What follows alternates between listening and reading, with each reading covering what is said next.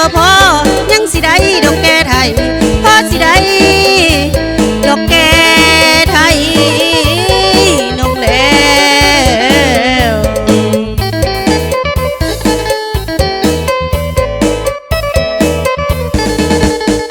หอยยิ้มน้องนี่บ่หวานสั่ง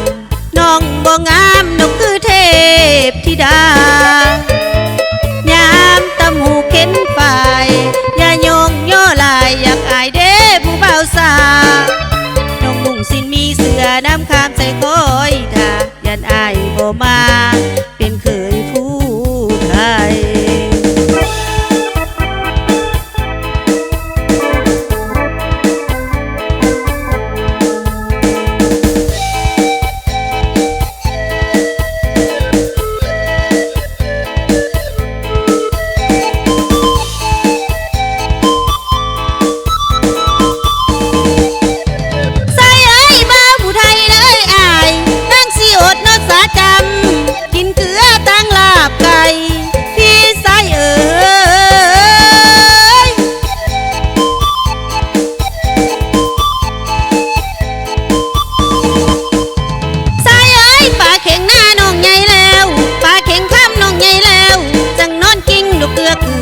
สินอนเก่ง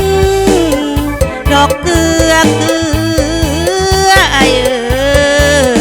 ย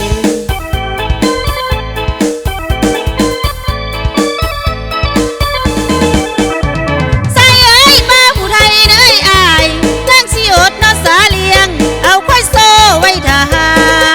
ผู้ฟังเอ้ย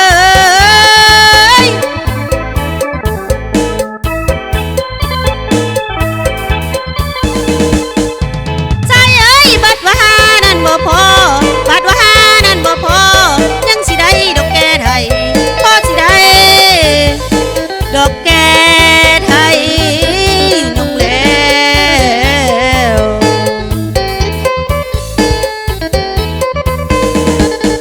หอยยิ้มน้องนี่บ่หวานสั่งน้องบ่งามนกคือเทพธิดา